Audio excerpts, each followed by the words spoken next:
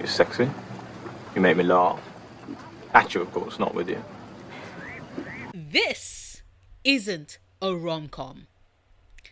It's a humiliation ritual.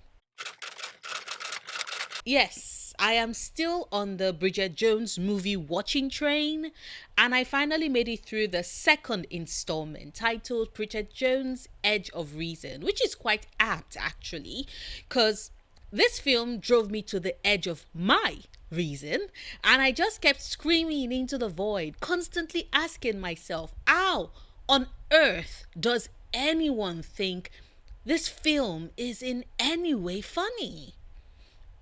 Until I had an epiphany that it isn't meant to be, at least not to me. And when that cleared for me, it made all the difference. But before I get into that, a not so quick synopsis of Bridget Jones' Edge of Reason. The movie picks up a couple of weeks, roughly 2 months after the end of Bridget Jones' Diary. Bridget and Mark Darcy are happily dating and having a ton of sex. Bridget can't get over how incredibly smart and handsome her new boyfriend is, and even though he folds his underwear before they go to bed, the fact that he's practically a sex god between the sheets is enough to make her let go of that bit of a complaint. Plus, it's not like she isn't hiding the fact that she's still very much a smoker from him after all. So to her, they're pretty balanced. She's happy, her job is going well, plus or minus a forced skydiving session and her ass falling right in the middle of pig shit. And I mean that literally, as you can see. Anyway, her work smells great. She has a hot boyfriend who she makes very inappropriate phone calls to when he's working. The only fly in her ointment, however, is when she has an acquaintance show up at the bar where she hangs out with her friends, who hits her with a double whammy of an information, that is the fact that Mark has a very hot co-worker with legs that reach up to her ears and who is conveniently presently at Mark's apartment. Bridget, being Bridget, decides to do some investigative journalism that leads to her falling right in the middle of the bushes. And when Mark answers the door alongside Rebecca Gillies, the hot colleague, Bridget is looking a right mess. And the mess gets even bigger when she walks in and discovers that, contrary to what she had assumed, Mark wasn't alone in the apartment with hot Rebecca. Matter of fact, it was a team meeting and there was quite a bunch of his colleagues there who were also in the house. Bridget is embarrassed. Mark kisses her and they leave later on to have more of that hot sex that absolutely delights her and has her staring at Mark's face whilst he's trying to sleep post-coitus. Like I said, her life is pretty great, minus a couple of snafus. Oh, and the fact that Daniel Cleaver, her sexual harassment lawsuit waiting to happen former boss, has decided to also quit working for the publishing house and is conveniently now working in television as well. Matter of fact, they are now working in the same building. Bridget's expression of disgust is one that I most certainly echoed when I saw him too. It tells her that he wants to work somewhere more fun. I am personally of the opinion that the only reason why he changed jobs was probably because of that impending lawsuit. Bridget wasn't the only subordinate he was having sex with after all, so I'm pretty sure he got busted and had to move. Like, the film doesn't confirm explicitly that that's what happened, but I'm hoping that that is the case and that this is just a gradual progression to what would eventually be Daniel Cleaver's fate, i.e. his ass in jail. Alas, he didn't enter a jail cell in this film. That was reserved for Bridget, but I will get back to that in a bit. Anyway, back to the synopsis. Daniel is now the host of a travel series on national television, oozing charisma and sex in a way that gets his audience tuned in, or at least that's what we're meant to take from his viewer numbers, which is very high. Bridget is not impressed. Besides, she's got better things on her mind, namely attending the law council dinner with Mark and the expectations that come with that, since another mutual acquaintance had informed her that that same dinner was where she had gotten proposed to by her husband a couple of years prior, which, as I'm sure you've guessed, Bridget is quite excited to attend. Unfortunately, Bridget sticks out like a sore thumb, and it doesn't help that she's brutally honest about the classism that fills the room when one of the lawyers has the audacity to be disparaging towards homeless people who are hungry. Bridget mocks such uppity ideals but doesn't realize that she's too on the nose and her voice is heard by everyone. Mark spends a lot of the dinner not really paying her as much attention as one would expect from someone who invited her to said dinner. And when the dinner wraps up with a quiz that is filled with legal jargon, Bridget is almost drifting off until it turns to pop culture, and there she gets to shine in a way that makes her very happy and is the only moment in the night when Mark looks absolutely happy with her. Please note that, as I will come back to this when we're talking about the film proper. But anyway, she comes alive when the questions are pop culture related, and she's on a roll, answering all the questions until the last question turns to Madonna's first #1 single in the UK, and she unfortunately fumbles said question, which hot, brilliant, and now pop culture savvy Rebecca gets right. This leads to Bridget's table not winning the quiz, and she visibly deflates. On their way home, she gets into an argument with Mark about not fitting into his world, and he points out that her calling everyone in the room uppity, which she kind of replies that, yeah, because they are, himself inclusive. They have a big row and go their separate ways. Bridget is upset, but she also really has tipped from liking to loving Mark Darcy, and is right in the middle of leaving him a voicemail when Mark shows up at her apartment, endures the heckling of the teenagers beside her apartment as he loudly declares that he loves her, and she smilingly buzzes him in. Later that night, after some more great sex, Mark invites her to come skiing with him because Bridget had kind of lied about being an expert skier. Except when they get to the slopes, hot Rebecca is there, as well as some of Mark's colleagues, and Bridget is kind of bummed out about it because their private holiday had become a group event. And even worse, Mark Darcy left her up on the slopes to go skiing down alone. Can you all tell that I'm still team Mark Darcy ain't shit? Anyway, whilst up on the slopes, Bridget realizes that her period is very late, and when she finally manages to finagle her way into a store to get a pregnancy test, she and Mark have yet another argument about their hypothetical child. Bridget wants him to have a normal, regular upbringing. Mark Darcy wants him to be an Eton man. And all I could think as I listened to him yap was, boy, what if it's a girl? Last time I checked, girls can't go to Eton. So wouldn't that still break tradition? Anyway, this scene is to point out that Bridget clearly isn't a fan of Mark Darcy's uppity plans for their child, and Mark isn't a fan of Bridget's way too laid-back approach to raising their kid. Thankfully, it is only a pregnancy scare, and these two lovebirds are definitely not having a child together. Thank the gods. Now, you would think that this would be the point where, I don't know, they would have a sit down about their plans, their futures, and how best to navigate that, but nope. They go to Mark's parents' house where Mark basically lets it slip that he's not as excited at the prospect of he and Bridget marrying like Bridget is. It's clear that he's still hurting from the betrayal of his wife's affair with ex-bestie Daniel Cleaver, but Bridget is upset. And then to make matters worse, back at Mark's apartment, Rebecca leaves a message on the answering machine that seems to focus a lot on his relationship with Bridget, which, after Bridget has a talk with her friends, she confronts Mark about. Mark refuses to dignify her ass with an answer, and she breaks up with him and takes up the offer at work for her to be Daniel Cleaver's co-anchor for his travel show.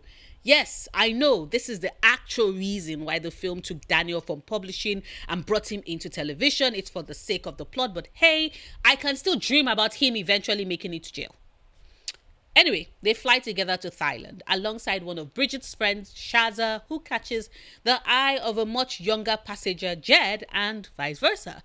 And so whilst Bridget and Daniel bring their different perspective to the show via work, Shaza is having a swell time with Jed, and hell, they even give Bridget some mushrooms that make her ass as high as a kite.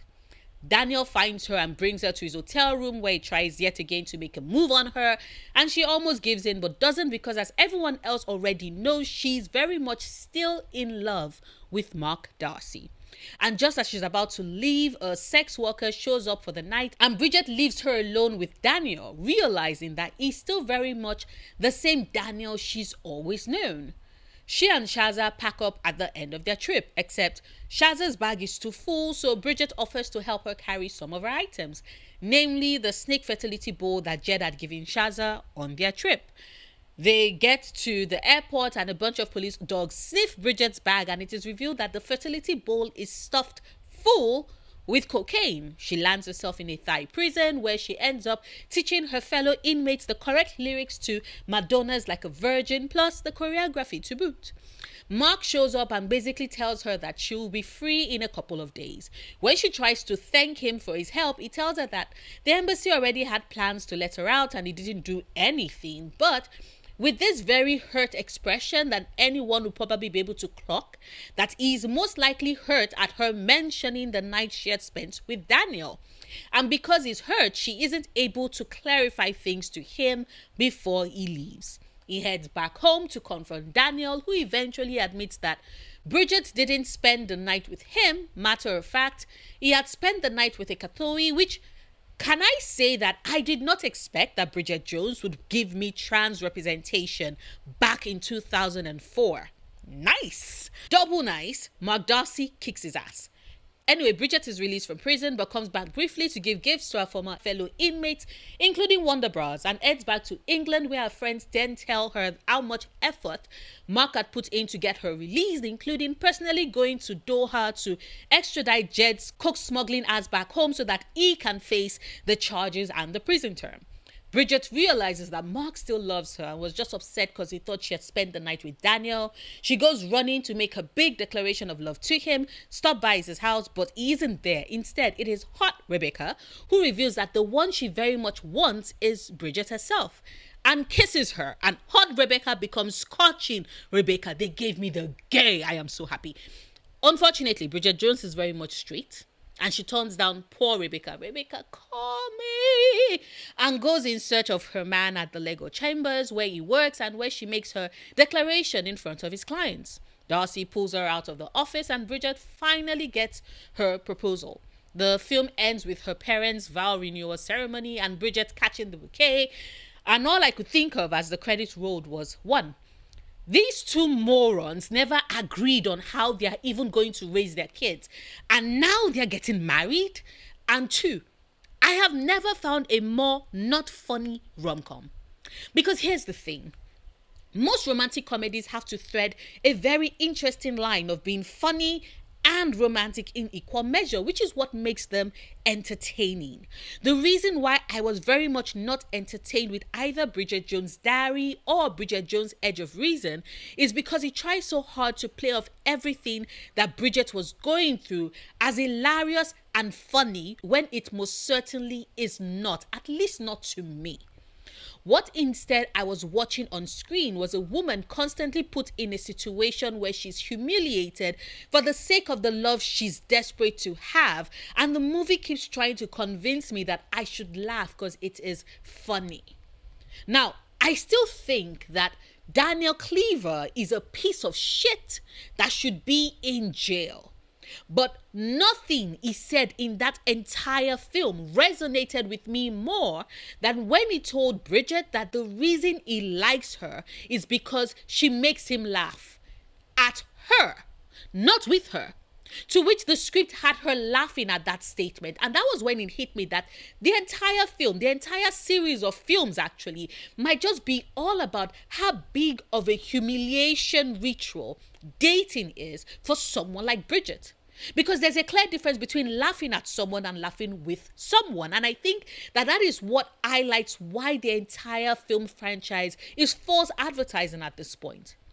We are not meant to laugh with Bridget. We are meant to laugh at her, at how humiliating it is for her as she tries to navigate her relationship. It's why the first film starts with the older uncle/family friend grabbing her ass, after which she's led by her mother to be potentially paired up with Mark Darcy, who is very much not impressed with her smoking and drinking and publicly and loudly declares his lack of interest in her, which Bridget and her family overhear. That's how their relationship starts in Bridget Jones' Diary. In Edge of Reason, they are very much in a relationship, still trying to work out the crevices of getting into that. I think it's significant that Edge of Reason starts 8 weeks after they went official, which lets us see that they are very much in the honeymoon stage of their romance. But what do we see Bridget experience?